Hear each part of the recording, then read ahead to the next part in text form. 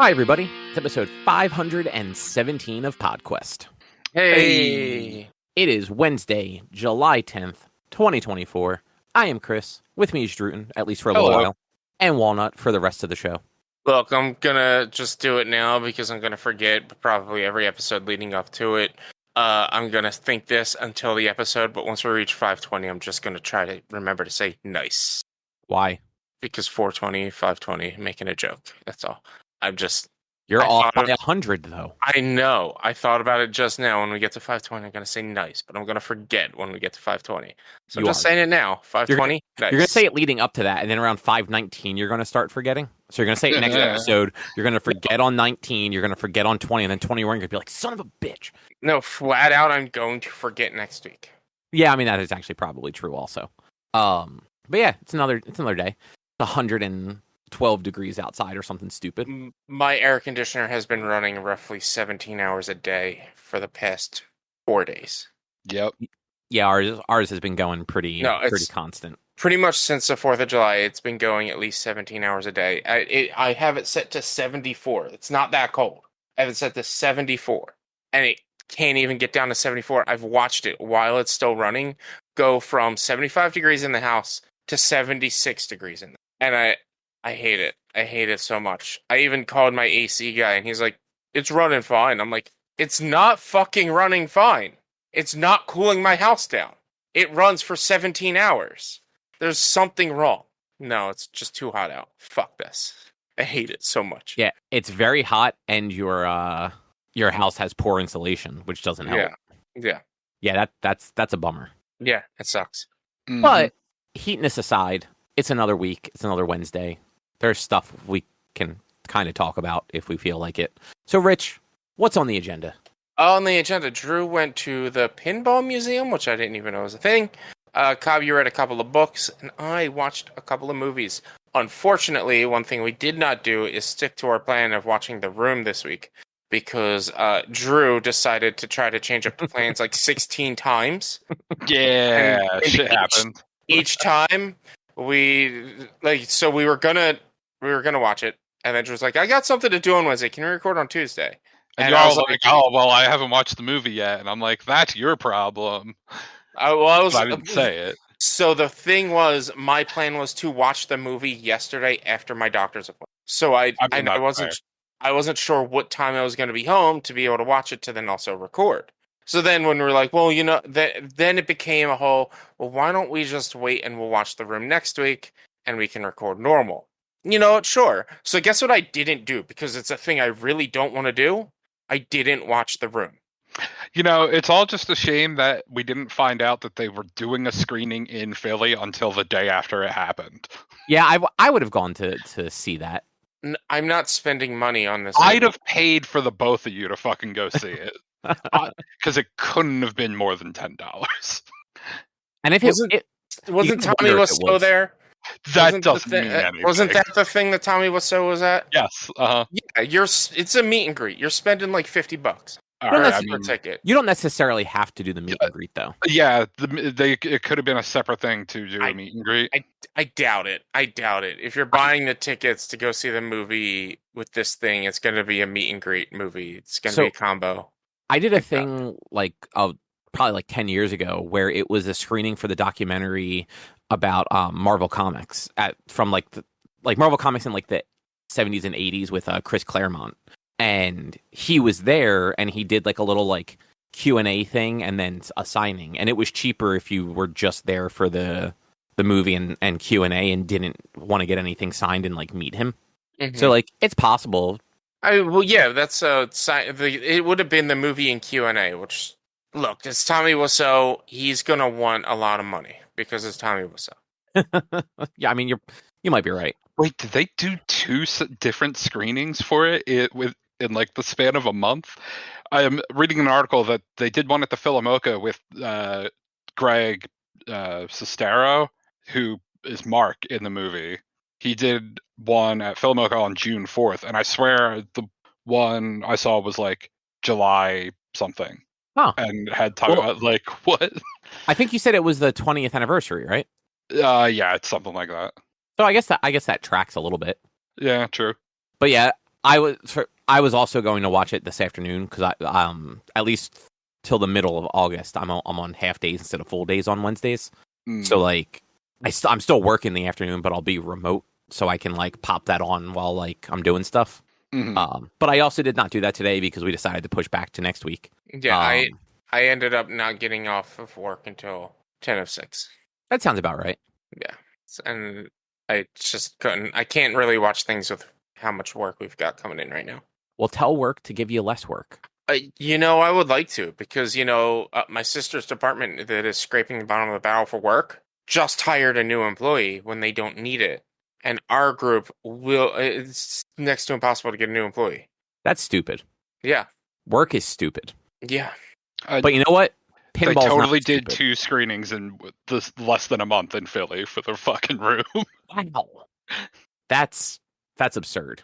But Drew, how was the Pinball Museum? Actually pretty cool. So have you gone into it at all, Cop? No, I've only ever been to Asbury Park that one time for the thing at the Stone Pony. Okay.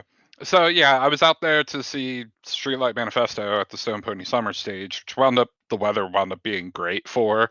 So that was real fun.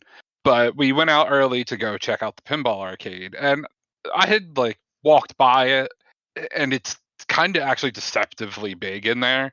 I was like, how much could really be in there? There's a shitload of pinball machines and arcade games and like skee ball and air hockey and are these things playable? Yeah, it's all on free play. Oh, so this is you're talking about Silver Ball yes. Pinball Museum, right? Okay. Silver Ball Pinball Museum in Asbury Park. It's like $25 for an all day. You can leave and come back. They give you a wristband. And like I said, it's all on free play. And they have little, I want to say placard isn't the word, but they have little signs above each arcade machine that tell you what year it's from, who made it, and a little blurb about each machine. They also have high scores on there for a high score for men, high score for women, high score for boys under like 14 or so, whatever, and girls under 14 that they update as people set new high scores on each different machine. Kind of cool. Yeah, and it's cool to see like there was literally pinball machines from like the 60s up to last year. I want to say there was a 2023 machine in there. Oh, this place is like right next to that restaurant we went to. Yeah. Oh, I didn't realize that. Yeah, it's right on the boardwalk there. It looks like it's in the same strip as that like weird like not sushi place. Mm-hmm. I don't remember the name of it. Guys, you can have weddings there. What, man? That's a fucking cramped little space to have a wedding. But I mean, there's several. It looks like not just one, but multiple wedding parties. Yeah, 3, 4 different weddings have happened there or around there or involved this place. I mean, that's cool. All at the same time. Probably no, definitely not all at the same time. No, but you can have weddings there. Yeah, is this the one that Backlar was always talking about? Can't imagine that there's a second one also in Asbury Park. So okay, I wasn't sure if he specifically ever said it was in Asbury Park or not. Yeah. Yeah, no, that actually looks like a cool place. Did you play any like cool ones? I kind of. Oh, actually, the one that really stood out to me was it called Baby Pac-Man? I think it was called Baby Pac-Man. I'll have to look it up. But it was both a like standard Pac-Man game and a pinball game. So it would start, you're playing Pac-Man, and if you go down one of the tunnels at the bottom, it then starts the pinball game, and you have to play the pinball to unlock like the power pellets and fruit in the Pac-Man game. Okay. And so like you go in the tunnel to start the pinball, then once you fail at the pinball, it restarts the Pac-Man game, and like back and forth. And it was fucking wild that was a thing that existed. Yeah, it's cool, like some of the weird stuff people think up when it comes to pinball machines. Yeah. Pinball's awesome, man. I love pinball. Yeah, I mean, it was also cool to see like the real old ones where it doesn't even have a like auto feeder for the next ball. There was a separate lever you pushed in that would push a ball up into the launch tunnel, Mm-hmm. Yeah. But yeah, and cool to see like literally the evolution of machines from, like I said, maybe even before the 60s up to now. Yeah, like I was just scrolling through like the machines they have, and I wasn't looking at every one, but I definitely saw some early 70s, like 71, 72 for sure. And I think the newest one I saw was 2019 listed. I mean, I forget what it was, but there was definitely a 2023. It was Toy Story 4 was maybe the 2023 pinball machine. Okay, and you know what? It might not be on their website then. Maybe. But they do have the 1994 Addams Family Gold Edition on here. Yeah. Oh, no, there it is. Toy Story Knight. 4, 2022. Okay, maybe 22.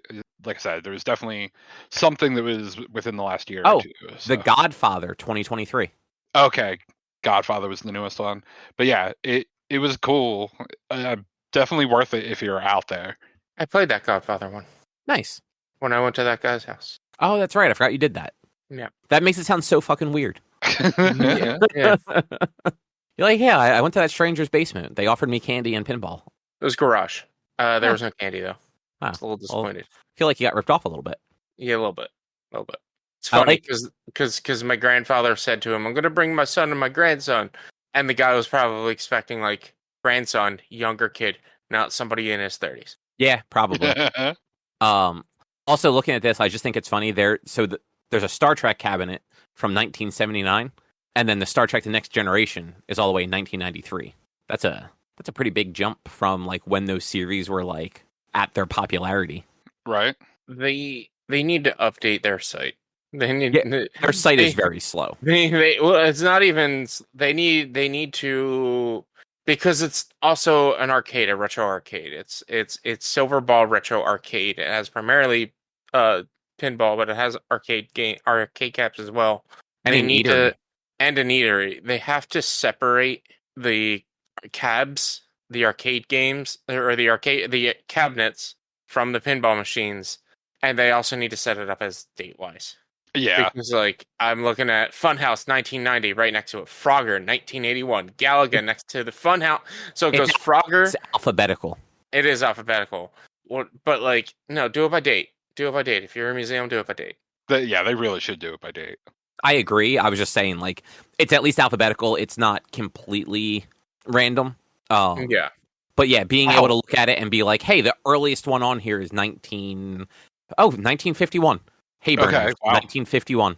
Oh, I think so. I'm pretty sure that was this. I did play that one actually. It's a little like horse race that's happening at the top, like in like one of those old like horses on like a stick sort of things.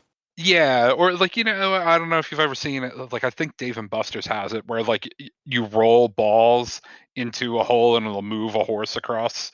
Whatever. So it was basically that concept, but instead of having holes that you were trying to roll the balls into, when there were each different bumper would advance a different horse, and then I don't know what they're called on a pinball machine, but like kind of the like rubber band things that will be usually kind of near the flippers, that kind of thing. The left side moved all the odd horses, the right side moved all the even ones. Okay, that's kind of cool. The weirdest thing about that was the flippers were like faced the opposite direction. Oh, essentially. So like they were the pivot point was like towards the middle of where flippers normally would be, and then they flipped like to the outside instead of flipping up to the middle. So I definitely lost a couple balls because my brain just forgot that they were going the other way. It was weird. I could see that being like a weird like just detachment going on. Like you're so used to how pinball works, flipping exactly. them. Yeah. Well, I like pinball. That was like there was I saw the one machine when I went to that guy's house. He was was it Wizard of Oz, and it was a multi-level platform, and on the upper platform there were two different platforms you could go to, and each of them had a flipper, but it was the left flipper. Like if you were to hit the left button, it's facing the left angle, but it's on the right side of the machine. So it would be you'd have to hit the left to hit the one on the right. And you have to hit the right to hit the one on the left. Oh, okay. When you're on the upper levels. But they're facing the direction that they're supposed to be facing when you hit those buttons. But it's still the opposite side, so your brain has to readjust. Like, oh, that's the left flipper, not the right flipper, because you're used to when it comes to pinball, you're hitting the bumper, you're hitting the button on the side that the ball's at, not based on the flipper. Right. There was some like haunted house themed pinball machine there that was actually a 3-level machine. So there was your base play area, an upper one, and then a lower one where the flippers were at like the far end of the table. So I'm imagining those were basically opposite of normal, kind of like the Wizard of Oz one. Yeah. But that, like, it looked real cool. I just never wound up playing it.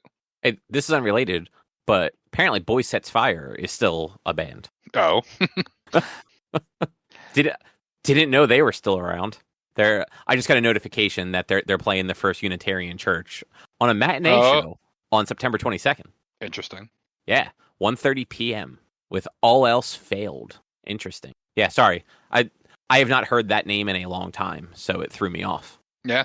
But yeah, if you like pinball and you wind up out in Asbury Park, oh shit, okay, there's an Elton John pinball machine that was there. That was this year. It came out. Oh, wow. I didn't even notice that when we were there, that was 2024, but that's what the website says as I'm scrolling through things. But yeah, go check it out. It's cool. It's only $25 for the whole day. Yeah, and it looks like, even if you don't want to be there for the whole day, like, yeah, it's 20 for 6 hours, so you might as well just do the full day. Yeah. Because at least, like, leave, you get dinner, you come back, maybe. Mm-hmm. Yeah. What time do they open? 10 a.m. Apparently, they were open till midnight. Could have gone back after the show. Yeah, 10 a.m.'s not bad, too. Like, if you're in there from 10 to even just, like, dinner time. Yeah. Like, so with, like, leaving, coming back and everything. Mm-hmm. Yeah, that could be a good day. And they have a cafe, apparently. Yeah, we didn't look at that at all, but there's a little... it's exactly what you'd assume it is. Pizza pizza, chicken fingers and french fries, mozzarella sticks, pretzels, nachos with just cheese on top, so just tortillas with cheese. Mm-hmm. Non-alcoholic beverages, funnel cake. But that seems like a cool place. I wish it wasn't all the way up in Asbury Park. Yeah. That's sort of my takeaway. It is a little bit of a hike for us, but, it was cool. I was definitely glad we went in. Nice. Yeah. Drew, are you sticking around for a little while, or do you have to take off? I've got a little bit, so... All right. Well, you can hear me talk about a book that you won't give a single fuck about. So I read 2 books. First one, it's called Into the Drowning Deep by Mira Grant, and it was weird. So it's it's like a horror sci-fi thriller, maybe. But it's set like mostly present day, where a sci-fi channel-esque company, a number of years before, sent a crew out to the Mariana Trench, like that really deep part of the ocean, searching for mermaids, because they had, much like the Sci-Fi Channel and I forget what the History Channel, I want to say, also used to do them, like the searching for Sasquatch and stuff like that. This channel had become known for like cryptid hunting, and their latest cryptid hunt was for mermaids out in like the deepest part of the ocean. And everyone on the ship ended up murdered, and the ship was just found like drifting at sea with nobody on it. And a clip of like footage was released from it by some of the military that found the ship, and you just see this weird creature stalking somebody. You kind of assume the whole time that like maybe it's not a mermaid, but there's something weird out in the ocean that like was killing people. And the book is basically about a new ship being sent out there to essentially prove whether or not like what happened to them was really what happened, and kind of like justify the original voyage. And so it's the same company doing it. They've hired a bunch of what they call security staff, who apparently were not trained very well, 2 like big game hunters that are just all about like the deadliest catch sort of thing, like going and finding like the next big animal to kill and eat. And then like a bunch of scientists to do like scientist things while they're out there. and some of them have like a cryptid, not background, because obviously that's not a thing that you necessarily have a background in, but like some of their research leans into that stuff a little bit, and others are just like, yeah, like I'm really interested in plankton and how plankton might react to the extreme depths of that area of the ocean where nothing can really get to. And you find out very quickly that there are some sort of mermaid-esque creatures in the water, and they hunt in packs, and they are intelligent enough that they have multiple languages. So they have like a sign language they use when they're actually hunting, so that they don't have to make noise. And then they can they kind of have like a whale song kind of like verbal language, and they can also mimic sounds, including speech. So like the whole way that the book was wrapping it up is that was an area of the ocean that was traversed a lot in like the sailing ship days, like the 1600s, 1700s, when like tales of mermaids and sailors being like lured over the edges of ships and disappearing were like a thing. And the whole idea was the mermaids were just mimicking voices of people they heard on the ships. They weren't like, they didn't have any like special song, like a siren song or anything. They were just making people think that there was somebody in the water, and then pulling the people off the boats. Yeah, it was kind of a cool concept for like a fairly traditional like mythological creature sort of thing, and they were super sinister, like because they come from like the extreme depths of the ocean. They did kill one, and they were able to like cut one open and determine that they have gills to breathe underwater fine, but they also have like real lungs in their body too, so they can survive out of the water for extended periods like an amphibian, but they're not quite amphibian. And yeah, they had a bunch of weird little like parasitic crustaceans that live on them that also had various like poisons and toxins and stuff that were killing people. One guy got like a little prick on his finger by one of these things, by like just totally by accident, and literally bled out of every orifice to death, like in a matter of seconds, just because like whatever was in the toxin was so far into his body that none of his blood couldn't clot anymore. It was graphic, to say the least. But it was a good read. I enjoyed it. It's a bummer because I thought it was like a series, because the way that it's listed, it's like part of like the Drowning Deep series or something like that. But it turns out there's just a prequel that was released a number of years before as like a short story that is literally just the short story explaining what happened to the original ship that went out there. So it's basically like the author wrote that got published, and they got some sort of recognition in like a science fiction journal or something, and then turned around and like, well, I'm going to write like a whole book kind of around these events now. And I'm like, man, but I want to see them like go back and like try and figure out more stuff about the weird sea creatures, because it was interesting. Find more creatures. Yeah. We love creatures. And yeah. We love gruesome horror. And like this had both. It had weird sea creatures.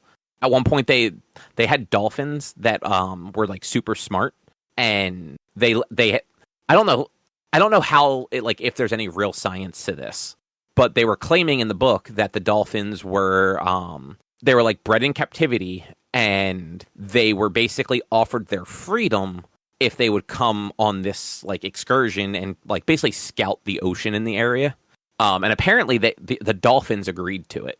And it was one of those things where like certain people were just like, this is just, if there's actually stuff out here, it's a suicide mission. Like if there are creatures in these waters that can hunt people, they almost certainly can also hunt a dolphin, like based on like what they were seeing. But there's actually one chapter where it's from the dolphin point of view. And I thought that was actually, it was interesting. It was sad, but it was interesting. Mm-hmm. But yeah, it was a good book. I want to say it actually came out in like 2018, but it's set in like 2020. So it's, you know, it's set fairly modern day. And I want to say the original ship that had been lost at sea was like 2015. So there's like a 5-year gap between it. And so you had like one of the people on the ship was the sister of somebody that was on the first one. So like her big thing was like she wants to find out what happened to her sister like 100%. Yeah. And then there was like there was another doctor on the ship who a lot of her research was about whether or not mermaids could exist, and the company that sent the expedition actually used her research as like their jumping off point on why they should go to that place. So she felt like a little responsible for what happened.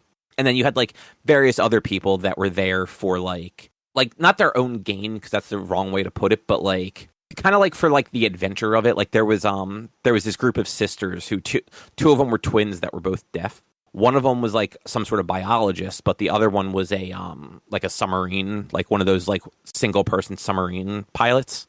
Mm-hmm. So like she was specifically there to like take her little custom made submarine like down into like the depths and like see what's down there. We all know how custom submarines are handled anymore. Well, no, this was 2018, so it was still okay. Oh, okay, yeah, true. Yeah. And like, I mean, was it ever okay? I mean, hers actually worked really well until it didn't. Exactly.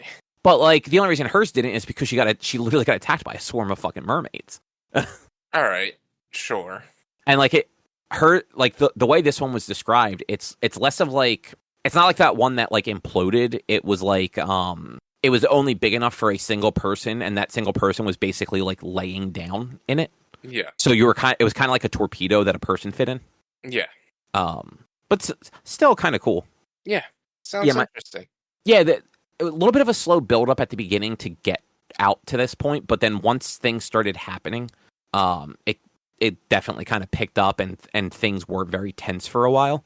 My biggest complaint though is the ending was just very sudden. Like one of the characters, it was one of those like epiphany things. Like a character found out a thing was happening, had like an immediate epiphany, told somebody else what to do. They did it, and that was that. Like crisis averted. Mm-hmm. And like plenty of people died, lots of bad stuff happened, but it was just all of the main characters, like the ones that like you followed pretty regularly, survived mostly fine. And I just felt like it kind of brought the stakes down a little bit, and also it was just almost a little anticlimactic in that. Yeah. But it was still a good time getting to that point. Nice. Yeah. Sorry, I was just taking a timestamp. And then the other thing I read was called The Relentless Moon, which is the third book in a series called the Lady Astronaut series. And I don't remember if I ever talked about these before, but it's basically, it's like an alternate history story where in the 1950s, a meteor crashed in the Atlantic Ocean, like a few miles off the coast of like the Washington, D.C. area. And it was big enough that it basically just decimated the entire East Coast, and had long-lasting impact on the rest of the world, in the form of like climate change. So they had like several years immediately after where like everything was colder because of like basically the dust cloud that happened. And then everything started to get warmer after that. And like they literally lost the sky. Like it's a thing that's mentioned in the books like several times, that it's kind of a big deal for a pilot to fly up above the cloud line so that people can actually see the sky again, because you don't really see the sun or stars or anything like that, except on like the rare occasion where like there's a little bit of an opening. Mm-hmm. So all that happens, and it basically kicks the world into like a much more accelerated space race, where it's no longer like a race between like countries trying to get into space first. It's a race in getting people into space, colonizing the moon, and then ideally also colonizing Mars, so that there are places for humanity to go to if the Earth actually becomes uninhabitable.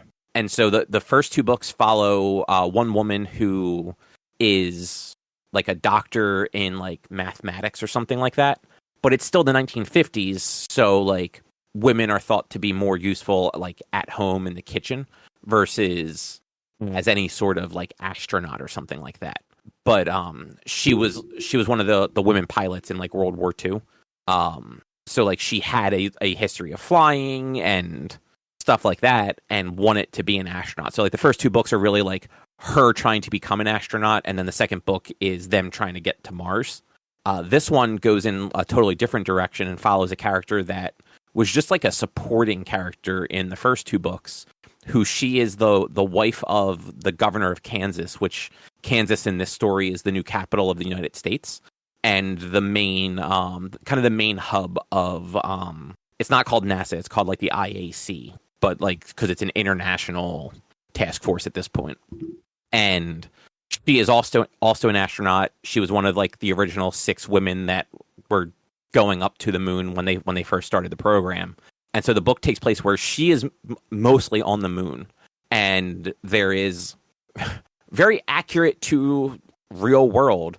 There's a group of people who think that it's all a hoax and that the Earth is fine and the government's just trying to put all the rich people into space and let everybody else just die of like starvation and whatever.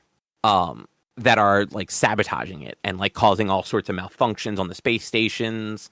And even before that, they were causing like somebody poisoned like the head engineer of like the whole thing, who was a character from the previous books as well. He survived, but it was like you hear about him being poisoned in the second book because the 2 books take place concurrently to each other. Mm-hmm. But like you don't get any of the details about it because the second book is primarily on this 3-year trip to Mars. So in this book, you actually see kind of like how it happened, what happened, and kind of what the fallout and causes and all were. And it just ended up being like a really good sort of mystery of like basically somebody who like went up into space for like their job. Like she was just doing the normal, like, I think they said it a couple times. It's like they do 3-month rotations on the moon, basically. So like the astronauts go up for 3 months, come back, they're on Earth for like 3 months, and then they go back again. And it's kind of like a back and forth thing. She was just doing her normal kind of rotation, and kind of got just wrapped up in all this because she was one of the more experienced people and had skills that not everyone else had. Mm-hmm. And it was a really interesting read to get through, and to see just like all the stuff that was mentioned in book 2, kind of like getting more info on that. Like you're told in the second book that they lose contact with the Earth. But you kind of assume like, okay, well, they're literally going to Mars and it's like 1963. Like that was going to happen. And you find out near the end of that book that there was some sort of accident on Earth. But you find out in this one that like literally the place got sabotaged and blown up. Like there was an actual attack on like the base in Kansas. That's why they lost communication for so long. Yeah. So it was cool kind of seeing that like secondary set like happening at the same time. From just a totally different character's perspective, but also her being surrounded by the characters from the first book. Because it was basically like the first book introduced a bunch of people, but it was very much about the one main woman in that one. So even though she had friends and she was interacting with people and they were teams and groups and stuff, she just felt very like solitary in those books. And in the second one, she's on this 3-year mission to Mars, so you're just with a very select group of people there, and for the most part they were characters that weren't really like in the first book either. So then you get to this one and you're actually kind of like back with characters from the first books that you grew attached to, basically going on like a hunt for like a spy in space, like on the moon, but like without all like the cool technology that you would normally find in like a contemporary sci-fi thing. Like it's not Star Trek, like they don't have like phasers and stuff like that. They're still dealing with 1960s technology for the most part. Like they're sending essentially faxes back and forth is like their main communication because it's so expensive to do actual calling, and there's like a limited time they can do it, and there's a big delay because of the distance. So yeah, it was cool though. It's apparently not finished. Like there's going to be another book. I'm not sure who that book is going to focus on, but I actually kind of hope it focuses on like the people from this one more so than the woman from the first 2. So while I liked her and like what she was doing, I feel like her story is mostly done. Like her big thing was wanting to go into space, and then it was going to Mars, and like she's done both of those now. Yeah. But like there's all these other characters that were introduced in the first 2 books that had some sort of role in the third book that I would rather kind of see like where their stuff goes. Mm-hmm. Makes sense. Yeah, it's a good time though. Yeah, it's called the Relentless Moon, and it's Mary Robinette Kowal is the author. So the first book is called The Calculating Stars, and the second one is called The Faded Sky. There is a short story that I think it's called like book 2.5 or something like that. If you look on like Amazon or Goodreads, that's like 20 years later, and it's the character from the first books going on like her final mission or something like that. But I've heard that one actually isn't very good compared to like these books that are the main series, because that one was, I guess, written several years prior to the rest of the series even being a thing. It was kind of like with Into the Drowning Deep. It was kind of the prototype for what it became. Yeah, makes sense. Yeah, but good times, good books, worth checking out. None of them are super long. Like they're all like 500-ish pages. I think actually the first two Lady Astronaut books are significantly shorter than that. But yeah, good times, worth checking out. Nice. Sounds interesting. I might be interested in those ones because of space. I like space. Yeah, I don't generally care for like I like science fiction in like movies and games and stuff like that. I don't really like it in books. I find it a lot of times it's kind of boring when like reading it on the page. Because a lot of times what science fiction spends too much time explaining the science fiction, if that makes sense. But this one was more of the stuff they were explaining was a little more interesting when they did do it, because they were taking things that I kind of understood from like real life, because it was all old technology, and like explaining how it could possibly work in space. And even then, like that wasn't the focus, because it was just like this alternate history piece with a larger purpose. It was really like, well, here's how we're going to get these people into space and what's going to happen to them once they're there. Yeah. A lot of, I guess, like, decent amount of like politics, but not like boring politics too. Nice. So, yeah, enjoyable. So Rich, what would you like to talk about first? Deadpool or Godzilla or Godzilla Kong, X Kong, whatever it's called. Let's talk about Deadpool first, because I'm going to have at least to say about Deadpool, because it's a movie we've all watched at least once, and it's a good movie. I like Deadpool. It's funny, it's silly, it's super meta, which I just love when it comes to those movies, how meta they get into it. It's unexpected when it comes, and it's not unexpected because we all knew it's an R-rated movie. He fought for it to be an R-rated movie. It had to be an R-rated movie. Same with Deadpool 2. But like when it comes to watching all of the X-Men movies in general as a group, it is definitely an outlier. And like it just does not fit with the norm of what you think a superhero movie would be. It's not a superhero movie. It's a love story, but it's actually a horror film. But it's an action film. There's some of the meta commentary that they have in, because it came out on Valentine's Day, and so we're like, it's a love story, right? Yeah. They're like, it's a love story. Tell your girlfriend or your partner that we're gonna bring them to see a love story, and it technically is a love story. Yeah, technically, but it's a superhero love story. Now, when you say it's an outlier, you really just mean in like tone and everything, I assume, right? Yeah, tonally and everything like that. Like it is. It's completely different from pretty much any superhero movie, specifically like MCU and X-Men related, but pretty much generally any superhero movie. I've never seen the Venom movies though, so I don't really know how tonally it connects with that. But no, I mean like Deadpool. I feel like Deadpool's the only one that is, at least of like the X-Men stuff in particular, that is purposefully funny. Yeah.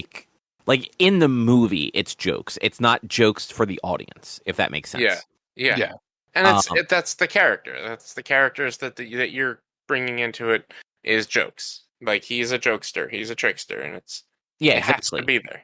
Yeah, so, like all the like the scene where he's like strapped to the bed trying to like guess the guy's name, or at the end with when the woman jumps off the thing and he's like, "Oh, superhero landing." Superhero landing. It's horrible on your knees, but it's so cool. They all do it. Yeah, that's one of those like it's funny and it's a joke in the movie. It's not a joke from the movie. Yeah. I mean, my only complaint really is T.J. Miller, but like this is before he was canceled, so can't really complain too much about that.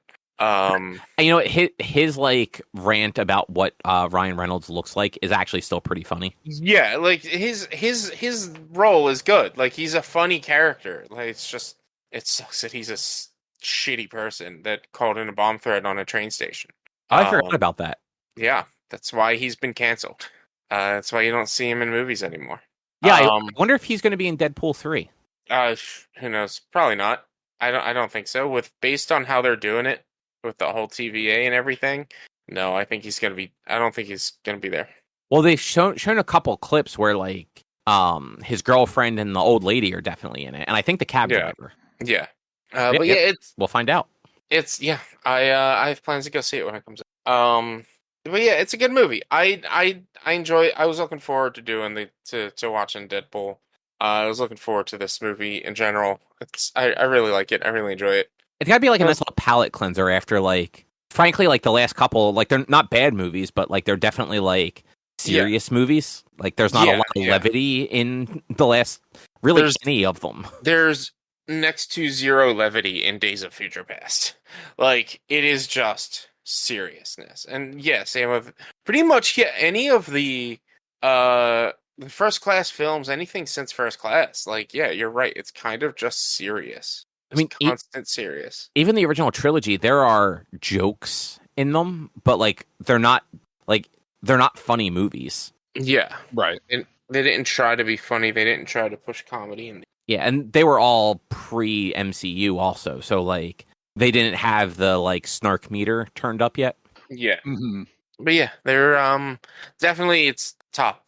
It's up there in the top movies in this watch through. It's definitely up there in the top set of movies for sure. It's a good movie.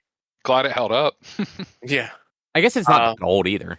it's not Fair, but some shit ages like fucking milk.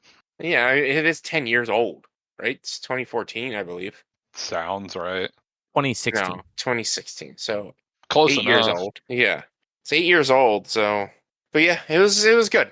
Then I watched literally back to back, pretty much on Saturday. I watched Deadpool and then Godzilla X Kong because Godzilla X Kong New Empire is went on to Max this weekend, I think. I forgot that was even a thing that was coming out. Yeah, I hadn't been able to see. I didn't get to see it in theaters, so like I was like, as soon as it's on VOD, I'm gonna watch it. And yeah, it was whatever.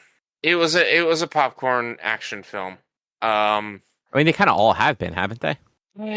I don't think Godzilla 2014 was like it had more of a like a story and a cohesive like telling of a story, and then King of the Monsters kind of went into like, all right, it's gonna be summer blockbuster action flick, and then Godzilla vs Kong was where it just like went over the top. And then this one is just kind of the same. Like, my problem with it is, so this movie takes place in both Earth and Hollow Earth. But neither of you two watched A Monarch Legacy of Monsters, where they established that Hollow Earth sees time differently. But you told us about it after you watched it. I did. I'm reiterating. Like, in Hollow Earth, time moves slower than it does on normal Earth. So, like, 40 years is like the course of maybe like 15 days or something like that in Hollow Earth. But these movies happen side by side at the same time frame, same time slots between Earth and Hollow Earth. How the fuck do you do this? Like, how do you create this time dilation in your universe and then not use it? Well, I mean, they didn't use it in the last Godzilla vs. Kong either. But like, they're back and forth in there. But Legacy of Monsters came out after Godzilla vs. Kong. No, I know that, but already broke itself by the movie having them go there, having nothing happen, yeah, and then having a series where it's like, oh yeah, no, this has always been a time dilation, and this person was trapped in here for 40 years, but it was really only like 2 weeks. Yeah, and like Kurt Russell was there for like all of 6 hours, and it was 20 years, or something like that. It's just, I'm so upset at that because, first of all, my biggest complaint about the movie was you have such a plethora of Godzilla villains you can pull from. So many Godzilla villains you can pull from. But you create a new villain called Scar King. And he's just a giant ape. He is Kong 2.0. And he is, the reason he's so bad is because he has like a scale or something that controls Shiva, another new created Titan in this universe that's so powerful it caused the last Ice Age. I mean, And what's wrong it's- with making new things? I was going to say the same thing, Cobb. Then he described the first monster that was just already an existing monster. The other one is like, okay, that's interesting, but it's like, yeah, what if you're going to make, just have it be King Kong at that point. But like you already had him fight King Kong, so you can't have it be King Kong again. It should have been Donkey Kong. It should have been Oh Donkey shit, Kong. it should have been. But like Scar King is just an orange giant ape. That's all he is. He's a skinny King Kong, and it makes no sense because Kong was supposed to be the last of his species. Godzilla was supposed to have had eradicated Kong's species. At least that's what she thought based on Skull Island. That Kong was the last of his species. And then in Godzilla vs. Kong, you find out that the great apes and Godzilla used to fight each other. And then you find out in this movie that no, the great apes were the protectors of Hollow Earth, and Godzilla was protectors of the surface world. The reason Godzilla fought the great apes were because Scar King, literally his name is Scar King, does not have a single fucking scar on him. Well, no, he puts the scars on his enemies. Scar good point. King Damn. Scar King wanted to take over the surface world, but the apes were supposed to be protectors of human or something. I don't know. It's messy. Then at the end of Godzilla King of Monsters, there is teases that there's another Mothra egg somewhere on the surface world. I mean, isn't that how? Wait, I'm sorry. What you just said, King of Monsters, didn't you? Mm-hmm. Okay, never mind. I would say, isn't that how the one ended? And I realized, wait, you're talking about that Yeah. one now. So at the end of that, after Mothra gets killed by Ghidorah or by Rodan, which where the fuck is Rodan? Where the fuck are all the other Titans? You do encounter one other Titan. Again, another newly created Titan, I believe, called Leviathan. Which there is a fucking dragon kaiju that they could have used instead of Leviathan. I think that's what they called this one. I don't remember. But there's a Godzilla kaiju, long dragon kaiju that they could have used in place of this thing. Let me look up the monsters in this movie. I mean, is it possible that they didn't have the actual rights to use them? Possible, but like Tiamat. Tiamat is what they called it. And Okay, well, that's like a thing, though. Yeah, Tiamat's a thing. Tiamat's a known like dragon in mythology and whatnot. And It's a summon in Final Fantasy VIII, if I remember correctly. It's like a known dragon. But so like they had Tiamat, which is this long dragon that lives in the Arctic Ocean. That its layer where it's located is constantly hit by solar radiation, and so it's just constantly generating more and more radiation. And so Godzilla, once the call for help to fight Scar King was started, which was the beginning of the movie, Godzilla wakes up from his slumber in the Colosseum in Rome to go to a France power plant to try to power up, to then go find Tiamat, kill Tiamat, and then absorb all of the nuclear energy, which is why Godzilla is pink, because Tiamat's layer was pink, and all nuclear energy is apparently pink. That's why Godzilla is pink. I didn't know Godzilla was pink. People had an issue that Godzilla's dorsal fins and eyes were pink in this movie. And like people had an issue that Godzilla's not allowed to run. Motherfucker, Godzilla flew by breathing fire backwards. He's allowed to fucking run. Godzilla danced in the 70s. He's allowed to run. Like, people had major issues with this movie. Well, I think the thing is, too, that not everyone, people have this, like, weird ownership of them, even though, like, very few people have done what you did and watched all of them. Yeah. But what was Godzilla movie franchise? Hold on. But yeah, I wonder if either there's some sort of, like, rights dispute with all of those other kaiju now, and they only have rights to the Godzilla itself, or if they're trying to do their own thing because they're also using Kong, so they don't want it to just be all these kaiju and monsters that are associated with Godzilla, that you're now like, okay, well, now it's a Godzilla and Kong enemy. Gotta make that merge. Yeah. And also, like, it's gonna be weird to try and separate the two now, It's gonna be it's gonna be impossible to separate. Well, I mean that's the thing. The movie ends with them obviously defeating Scar King, and releasing Shiva, and King Kong becoming king of the Great Apes. And so now the Great Apes are down in Hollow Earth, and Godzilla is back on the surface world. So that's how they're gonna separate it. If they're ever doing a King Kong movie, it's all on Hollow Earth, and if they ever do a Godzilla movie, it's all on the surface world. However, I went over this when we talked about the Monarch Legacy of Monsters.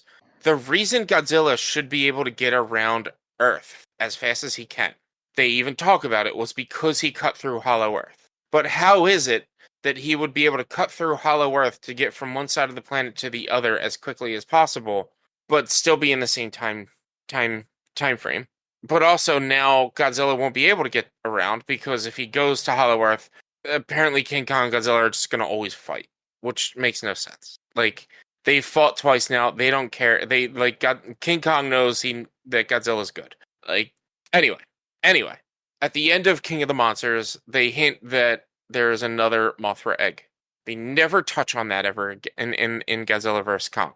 And then all of a sudden, in this movie, they incorporate the fact that Mothra, although I'm surprised, this is a hint, this is like a little throwaway to Mothra in general, like not a throwaway, but a little like thing about Mothra that you might not know. Most Mothra movies, especially Mothra-centric movies, both Godzilla Mothra-based movies and just Mothra itself in all of her movies, there's always twins.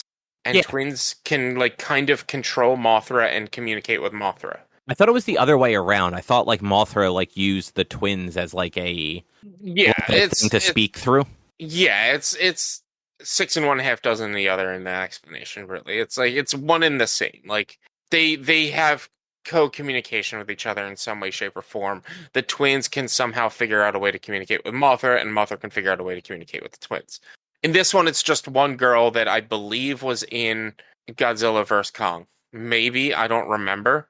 I really don't remember this girl. But I also only watched Godzilla vs. Kong once. Well, I remember there was a little girl in Godzilla King of the Monsters. Well, you're talking about 11. Oh, that's right. She was in one of them, wasn't she? Yeah, and she was also in Godzilla vs. Kong as well. But there's another, it's a native girl from Skull Island that since at the beginning of Kong Skull Island, you find out, or at the beginning of Godzilla vs. Kong, you find out Skull Island is basically being destroyed from a weather system, and this little girl and Kong are the only two survivors of the island being destroyed, basically. So then it's just apparently Mothra was never a thing in this world, because reportedly, to save the day, a girl from Skull Island will go to Hollow Earth and summon Mothra once again. Or summon Mothra. So it's a totally different universe. But what the fuck happened to King of Monsters and that Mothra that wasn't the little girl? And like whatever happened to the egg that they referenced at the end of Godzilla King of Monsters? It just it's all over the place. It's so muddy. It's so messy.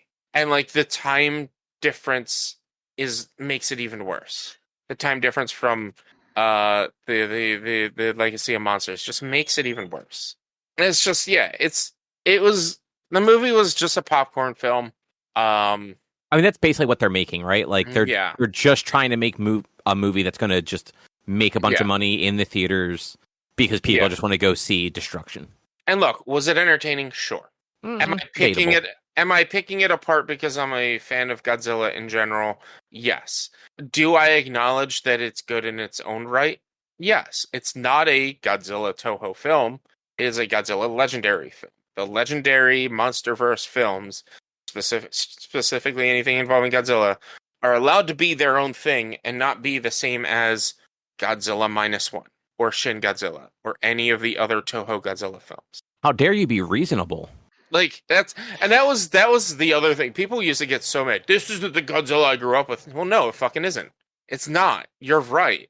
It's its own thing, and it's allowed to be its own thing. And I'm as a general fan of the MonsterVerse as well as a general fan of Godzilla, they have torn this MonsterVerse apart, and it's becoming so muddy and messy, and it's borderline frustrating. But also, like, you created a villain that was just the same villain as the previous movie, basically, and then a new villain that wasn't even a villain, was just being controlled by the villain from the previous movie. And it's you didn't rewrite the same movie, but you kind of rewrote the same movie. Godzilla vs. Big Ape. That's it. But it ended up not being Godzilla vs. Big Ape because Godzilla fought Shiva, or Shimo, is what Wiki is saying, apparently. I thought it was Shiva. It's an ice creature, so it breathes ice. So I thought it was Shiva. But yeah, these movies, I wish I could have seen it in theaters. I'm sure maybe the theater experience might have been a little bit better, but I'm happy I didn't spend the money to see it in theaters. Yeah. This While movie, I don't care for those movies, I feel like they are just going to be better in a theater, especially if you see it when like there's a crowd of people that are also there to just see like all the silly stuff happen. Yeah, and it's also the anticipation of wanting to watch this movie for 4 months and then finally getting to watch it. And like, I heard people say they liked it and they thought it was really good, and so like maybe it built up my expectations more. And I generally have the same level of enjoyment out of things as these people do. Like, we like the same things, so I was like, maybe I'll like it too. And it ended up being a little bit of a disappointment. Like, it was was it entertaining? Sure. Like, it was entertaining for what it was, but it wasn't as it was. Unfortunately, wasn't as good. It's not even as good as King of the Monsters, and King of the Monsters wasn't even as good as the first Godzilla 2014. Like, they have been on a steady down climb. Like, I don't think it's the worst. I think GVK was the worst. I think Godzilla vs. Kong was definitely the worst. The CG in Godzilla vs. Kong was fucking terrible. I don't remember. It's the whole fight sequence between Godzilla, Kong, and Mechagodzilla looks so bad, and like, it kind of took me out of like immersion of the film. It doesn't necessarily look bad, but you can tell it's all CG. Whereas like, there are, obviously, because this movie is very Kong centric and Kong walking around with other giant apes, it's obviously half this movie, if not 80% of this movie, is CG, but it still looks good. Whereas Godzilla vs. Kong, like the big final fight between the three main characters, you couldn't have given them a little bit more budget to make it like look a little bit more realistic. It was bad. It was bad. Yeah, that doesn't sound great. Yeah. So like, this isn't the worst one, but it's not it's only one step up, so it's not too far. And that's also including Kong Skull Island in this list. I like Skull Island. Skull Island was good. It was good. And it's fun to know that like, there was a character in Monarch Legacy of Monsters that was John Goodman's character in Kong Skull Island. All right, I was like, the show actually took place in 2 different time periods, right? It takes place back in the post-war and then throughout time, basically, until just after Godzilla 2016 or 20 whatever it was, 2014, whatever one, the new one, the first legendary. Okay. Yeah. Huh. I don't know. I'll probably end up still watching them, and I'll probably end up complaining about them each time. It is what it is, but I probably it's won't. What we expect. I probably won't go.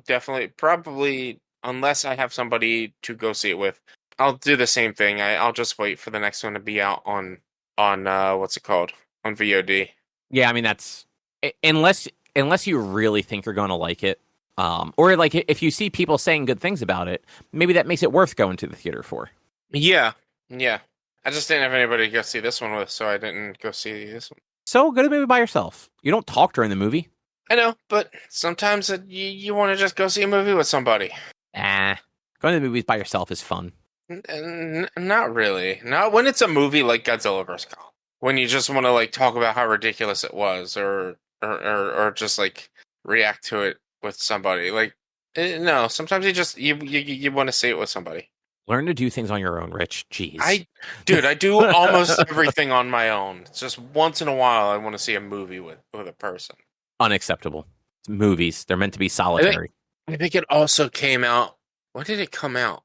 It wasn't that long ago. I feel. Final Fantasy VII. That was also the problem. It came out around the time Final Fantasy VII Remake came out. Rebirth. Oh, so you were playing that, and I was spending 1 million plus fucking hours in a month playing that game. And it sounds like it would have been a lose-lose situation. You either would have kept playing Final Fantasy or gone to see this movie and not enjoyed it all that much. No, I probably this would have been. I would have enjoyed this movie more than playing Final Fantasy VII. It's just so you still haven't beaten it, have you? You've not even gone back to it, have you? No, I played it a couple times. I finished the Gungaga section, and I got to Cosmo Canyon. And I want to say I left off after getting up to the statue of Red's dad. Like, I'm at the point where I'm supposed to be using Red to bring things on the ground over to his grandfather, I guess to open the door, probably. Yeah. So, like, I'm about to do that cave. You haven't even gotten to his dad, then. I thought that was his dad as a statue. Well, you don't get told why his dad. He doesn't get told why his dad's a statue till you get done that cave. So yeah, I don't think he's been told yet, but I went through the cave where Red can climb up and down the walls, and I got to like this like chamber, and then the grandfather's just like, yeah, you need to bring me some stuff, and that's where I left off at. You're doing the trials, and once you're done the trials, you then see his dad. Okay. You haven't seen his dad yet. There's a statue in the middle of this room, and in my memory, it was his dad, but I also just know the game, so. No, that's not his dad. That statue's not his dad. You can't even run up to the statue. You can't come anywhere close. It's a set piece that's far off in the distance. No, like, oh, okay, there's a statue in this room that I'm, like, right in front of. Yeah. But yeah, so, like, I met Sid, I skipped a lot of the Gongaga area stuff because I just didn't care about it. And, like, I tried that chicken... Oh, Drew left. I tried that chicken thing. I don't know if you did that one, the mini game in Gongaga where like the woman lost her 3 chickens. Yeah, probably. Oh, where you had to pull them with the box or something like that to make the noise, but if they grabbed the box, they would lose interest, and so. Or if you got too far away, there were like 6 different failure scenarios for it, and the controls for it were fucking abysmal. I did it twice. I got the first one no problem because it was like right there.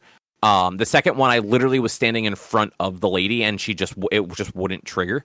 And because you can't turn the camera, there was something behind me, but I couldn't see it. So I'm like, nah, fuck this, I'm done. And I never went back into Gongaga after that because every time you do, Red's like, hey, don't forget we have this thing to go do. Yeah, but I actually like I don't mind most of the stuff. It was just like stuff like that. I'm like, this isn't fun. I'm not going to come back and do this. No, that's the problem. Most of the side quests become mini games that are unintuitive and unfun, and that's what loses me. Yeah, I just don't do them.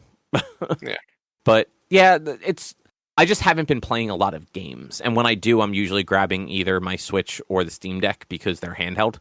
Yeah. So it's not a lot of me turning on the PlayStation or the Xbox. Yeah, trust me. I know I said that I can openly talk about it and spoil it because it's been months now. Like a few months ago, I was like, yeah, probably by June I can talk about it openly, whether you beat it or not. I'm not going to, but there's an aspect of the game that really just pisses me off. I'm sure. And I keep thinking about like finishing it, but then it's like, I don't really feel like sitting here and playing a game right now. Like it has nothing to do with Final Fantasy. Like if I was going to play a game, that's the game I would play. I just haven't felt like playing. Mm-hmm. But I still like it, and I had a good time like in Cosmo Canyon. Yeah, I had a good enough time with the game that like I'll play the next one, but half the game fucking sucks. Half the game fucking sucks, and I hate it. I mean, for you, not for everybody. Most people I've talked to have agreed that all the side quests and mini games suck. Oh no, I haven't hated all of them. But it's like I skip a lot of it because I just don't care. I'm not a completionist. Yeah, I said most. So like there are some things where I'm just like, that's just slightly out of the way. I'm not even going to go bother going over there to find out what it is. Mm-hmm. But that's me. Yeah. Anything else you want to talk about? No, I can walk barely, Congratulations. but it hurts. It hurts so much. Good. Pain, no pain, no gain. No. Um. No, hopefully that eases up for you soon. Yeah. Yeah. And I don't know if we want to. I mean, just our hearts go out to Sam Riegel, who went through cancer treatment over the past few months of Critical Role fame and other voice acting things. He had basically he got cancer from having HPV, which apparently I didn't know this. There's no test to see if a guy has HPV. Yeah, he didn't even know that he had it, and apparently, Yeah. it was probably something he had 20 years prior. Yeah, and it manifests in cervical cancer for women and tonsil cancer for men. So which I guess never had his tonsils removed when he was a kid, so he had tonsil cancer as well. Or I don't know how that works if he had tonsils already removed. But he got tonsil cancer and he had them removed, a bit of his tongue. So like that's why he took a really long break from Critical Role after his character died off, and they actually did they do a show called Four-Sided Dive, well, instead of Four-Sided Die. It's Four-Sided Dive where they dive into the show, and they had him on this week after he made the announcement. And they talked about it, and he was they knew he was going to be going through surgery and through treatments. Matt was trying to like figure out a way to shut FCG down until he could come back. But then Sam was like, well, this just makes sense right now. Plus, we're losing. So why not just sacrifice myself? And I'm going to need to take time off anyway, so this is just easier. And so they did that, and it makes sense as to why everyone was so much more emotional. Like you expect emotions. This group is really good and gets really connected with their characters. You expect emotions when it comes to these players and their characters, but it explains why they were even that much more emotional during this self-sacrifice, because Sam was going through cancer treatment, and that sucks. Cancer sucks. So hearts go out to Sam Riegel, and I'm glad he's doing okay. Yeah, same. Yeah. Well, I know you mentioned he was back for their live thing that they did, I guess, a couple weeks ago or something. Mm-hmm. Did he have like a new character he was playing? Yeah. His name is Breas Doomhorn or some shit like that. He is a follower of Asmodeus, so he's a devil god. He's a paladin, and he talked about his character on Four-Sided Dive this week. He's like, look, playing the character I did play, I didn't get to do all the things I usually do, which is being charming and do sexy time and things like that and be silly with my normal characters. So I wanted to make a character that would vibe with this team, but also be able to do the things I normally do, like being charming and being persuasive and being hot. So he was like, I made a hot character because I wanted to, and he dove into it. But he was also like, but I can't really go too much into it because you guys just met him, so you don't know anything about him. And once you learn more about him, then he'll be able to talk more. But apparently, there was at one point during the live show he picked up his his whole character sheet and had his backstory, and half his backstory got leaked on the internet because he picked up the sheet and people were able to read it. So he's like, and now I have to change that backstory. Oh, that sucks. Because I don't want the people knowing. But yeah, it was he showed up. It was 20 minutes into the live show that he showed up. It was a surprise to everyone except for Matt and Marisha that he was going to be playing. Everyone else thought he was just there to support them. And it was just like everyone was so like, they even talked about it on the show. Like the cast were like near crying when they saw him out and ready to play. A lot of the cast, yeah, because they missed their Sam, and it's adorable. Like I said this to you on our message, like it makes sense now why he was missing from some of the other stuff that they did. So they did two videos for the menagerie for Daggerheart, and he wasn't in either of them. And I was like, all right, well, the first one maybe he's on vacation. And the second one is, all right, thematically, it kind of makes sense. It all happens in the same day. It makes sense that he's not there.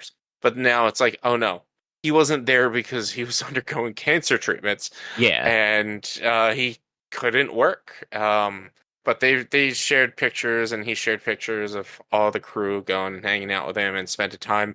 The best part was during Four-Sided Dive, he was throwing around ideas for new characters or what characters to play, and he was like, "What if I took somebody else's character from a previous campaign and played that character?" And so we went to Taliesin, who played Percival. He's like, "What if I play as Percival for the rest of this campaign?" And they were telling the story, and Taliesin was like, "Yeah, you were going through chemo at the time, and I couldn't tell you no because you had cancer. So at the time, I was just like, I'll think about it. We'll talk about it." Or no, it was like, no, at one point he was like, "I couldn't tell you no," and Sam's like, "Yeah, it's because I had cancer," and then everyone just died laughing, and he's like, "Yeah, kind of, but I told you I'd think about it, and then I just never touched the subject again." Right, because this campaign happens like within like a generation of the first campaign, right? Like it's like 40 or 50 years later. 40-ish, 40 or 50 years, yeah. It's 20 years after Campaign 2. I think Campaign 2 was 30 years since Campaign 1, so probably about 40 to 50 years, something like that. I always thought Campaign 2 was more disconnected from it. No, it was only about 20, 30 years. Not too far. Okay. I mean, Percy's like pushing 70 or 80 in this, but like he's been in, like Matt has portrayed Percy in this campaign. Like he is an older, grizzled man, but like he's pushing like 70s or 80s. Okay. Like, Well, because I remember what Travis's original character was like a random person he had played in the first campaign or something, right? Yes, it was not the first campaign though. Technically, not the first campaign. It was the search for Grog. So at the end of the first campaign, one of the things that Matt does is like, what do your characters do after all this, blah blah blah kind of stuff. And like Travis had the deck of many things, and he's like, I pull 5 cards from the deck of many things. And like the second or third card is a card that sends his consciousness into a gem in the realm of Pandemonial. And so they then did a live show, the search for Grog, where they go get Grog's consciousness back, and he played a character called Bertrand Bell, who was loosely based off of Harry Potter 2's Defense Against the Dark Arts. Oh, yeah, I know who you're talking about. Lockhart. Yes, who's like he's supposed to be like a good and successful traveler and character, but he's just kind of a hoax. Yeah, he's a bit of a grifter. Yeah. And so that's how he played as Bertrand at the beginning of this, but Bertrand was also a little bit older even in Campaign 1. He was probably like 40 or 50 in Campaign 1, so he was pushing 80 or 90 in this campaign. Okay. Yeah. Huh. Look at that. Yeah, I like Critical Role, but like those episodes are just so long. It's really hard to like keep up with it when I have other stuff to do, and I don't always have a schedule like in a week that lets me watch them. So I just get it. Yeah, like once you fall behind on those, it becomes a very daunting task to try and catch up. Yeah, it's perfectly fine to just watch the series. However, they had started doing Critical Role Abridged, which I have not watched, only with Campaign 3, where I think they cut it down to about an hour. Oh, interesting. I have not watched it. I don't know what it's like. It might even be shorter than that. I have to check it out just to see what it's like. Let's see. Abridged episode 12 is an hour and 9 minutes. So it's the 12th episode of Campaign 3. They cut it down from probably 4 or 5 hours to an hour. That's kind of cool though. Yeah, so they started doing that because they created their own. Basically, what all creators are doing, they create basically their own Patreon, but it's not Patreon; it's their own website called Beacon, and you can get. Oh, right. You can get episodes of Abridged weekly on Beacon, but like they're like a few weeks ahead, so like they're up to episode 12 right now on YouTube. That they might be like 13 or 14, but I think they're also doing abridged episodes for modern episodes as well over there. Okay. Whereas on YouTube they're just doing weekly episodes from the first to current. Right. It's gonna take them. They're at 98 episodes. Their live show was Wow. episode 9. Their live show for campaign 3 was episode 98. So it's going to take them a while to catch up. They've also been on a break since their live show. Okay. Yeah, I remember you mentioning that. Which their live show was 4 weeks ago. It was about a month ago, and let's see. The Menagerie Leveling Up was 3 weeks ago, which was the same week of their live show. But their live show episode didn't air till the week after. So 3 weeks ago was their live show. And then for the most part, most of them have been on a break in some way, shape, or form. Because during the live show, they announced not a like a show within a show kind of thing, where it's like it's part of Critical Role, the main series for campaign 3, but it's stuff that happened in the past that's relevant to what's going on now. That's like being led by Brennan Lee Mulligan, like he did Calamity a year or so ago. Okay. Yeah, so that's a 4-week thing. So some of the cast is in this, not all of it. So a majority of the cast is getting like almost 2 months off. Which, like, you know what? It's good. It's giving Sam more time to recover. And that's, I think, part of their plan, too, was to give Sam that little bit more time to recover. They also weren't expecting to have Sam back on at the live show, most of them, except for Marisha. But I think Sam just really wanted to go back to performing. So that was the one thing he probably it was so I started to cry during his announcement that he had cancer. He was like, I missed my friends, I missed like this, that, blah blah blah, but most of all, and then he starts breaking down crying. And it's so sad. And then was actually very emotional to watch. Yeah. He catches his breath and he's like, most of all, I missed performing. I missed being there for all of you guys. I don't want to let you guys down. It's like, well, you're not letting us down. You had fucking cancer, dude. Yeah, exactly.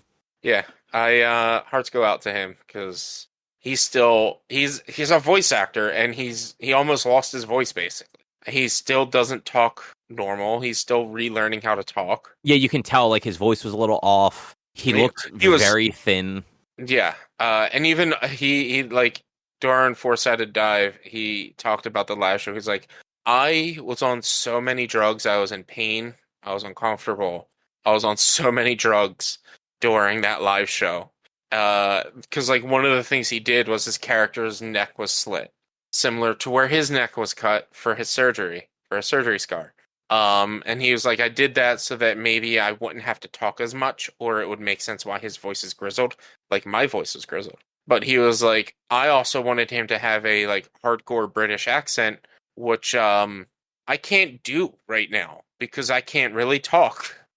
So his accent's going to be different probably the next time you hear from Breas, which we'll hear from him in about a month. Which, I mean, like, awesome. If that means he can, use his voice correctly again, like, yeah, that's a good thing. Yeah, I mean, he's more voice director nowadays than he is voice actor, but he's still a voice actor too. Like his Emmys are for being a voice director, I believe. I didn't realize that. Yeah, I think that's what his Emmys are. Sam Riegel, Outstanding and Animated Program Daytime Emmy for his work on Amazon's Dagger and Eggs, as well as 2 other Daytime Emmy nominations. He has two Emmys. Daytime Emmy Awards, winner for Daytime Emmy, and then nominee Daytime Emmy for Yeah, I thought it was for director. It might be. I don't know.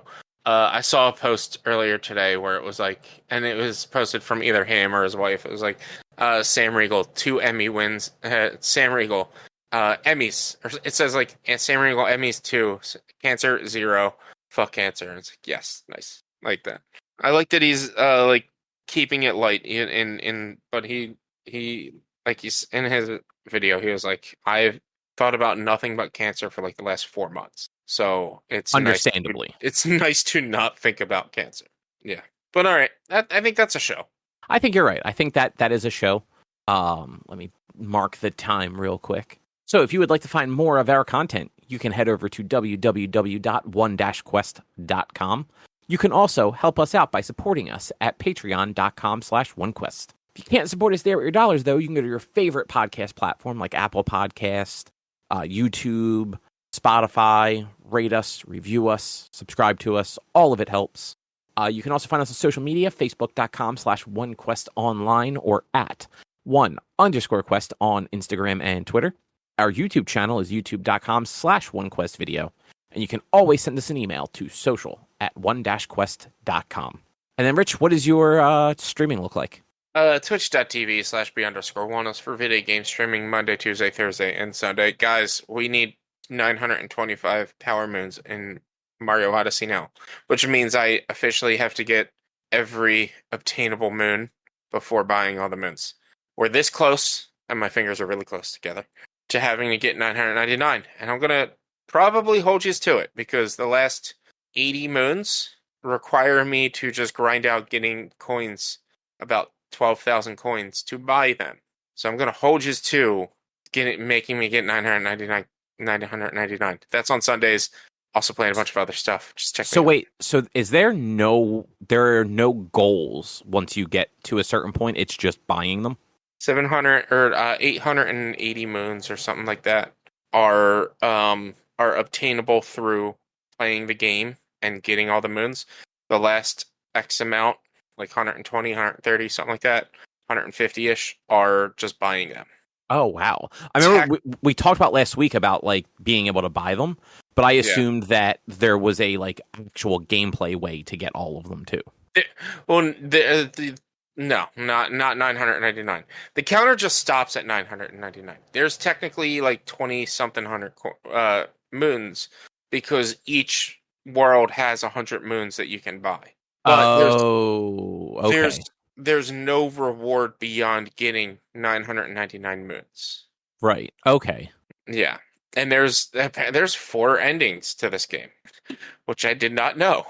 There's the basic ending that you probably saw from playing it, where you save the day. Then there's the ending from finishing the darker side of the moon.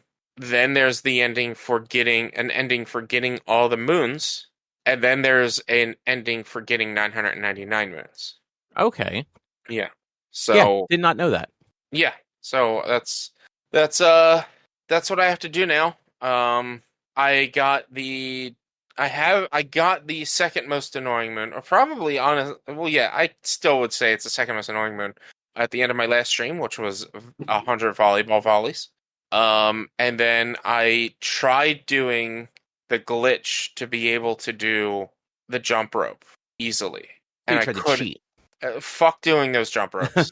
Fuck doing those jump ropes. It gets to a point where it's going so fast that your timing for jumping, even with the least amount of pressure to that jump button, is timing to have him do his double, triple, and quadruple jump. I don't know how you're supposed to fucking do this. It's so fast. So I tried to do the glitch live on stream, couldn't figure out the glitch. Once stream was over, watched another video, did it first try. I'm in a safe state to do the jump ropes as soon as I start playing next time. Because I don't mind cheesing that one. I don't mind. I'm not going to end up doing it otherwise. That's fair. One of the harder moons to get in the game took me a fucking hour to get. I don't want to spend time jumping rope, because all of those harder moons are going to take so long to get. And I have to go back to that area that took me an hour to get to the moon, to get one of the moons, because there's 2 moons in that area and I only got one of them. So, and it took me an hour to get halfway through this section. I have to get halfway through it again just to be able to hopefully try to get the moon that if I fail, I have to get halfway through it again. It's gonna suck. It's gonna suck, guys. It's gonna suck. Yeah, it's gonna be rough. Yeah. But it's what I signed up for. Worst case scenario, if that's the only moon I don't have left, I'll just buy the rest of them until I get to 925 and just be done with it.